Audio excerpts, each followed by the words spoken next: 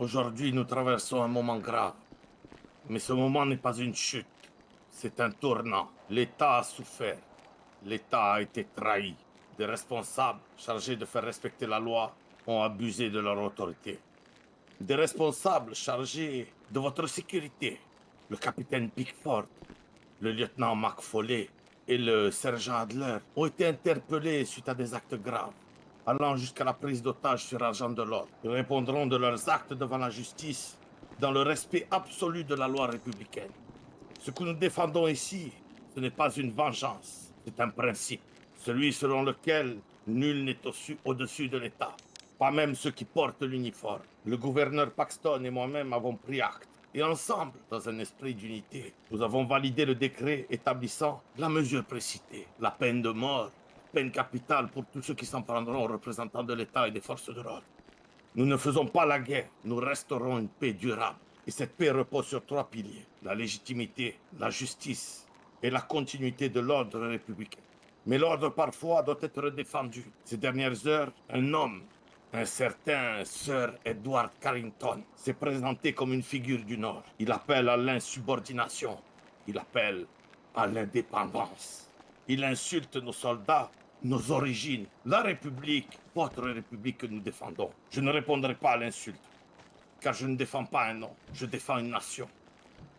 Et je dis à ceux qui écouteraient ces discours dangereux, ceux qui cherchent à diviser, à désarmer l'État, à jeter l'huile sur le feu, trouveront face à eux une réponse ferme, légale et totale.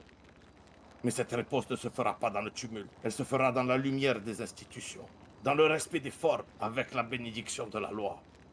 Je suis ici par décret, je suis ici pour servir, et je le dis sans haine, sans Andreas a droit à la stabilité. Pas celle des baïonnettes, mais celle d'un pouvoir qui n'a plus peur d'agir.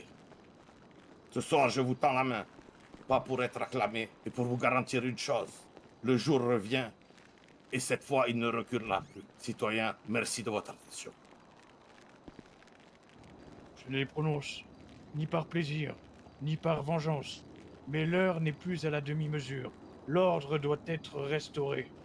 La sécurité doit redevenir la norme, et la République ne négocie pas avec les ennemis de la paix.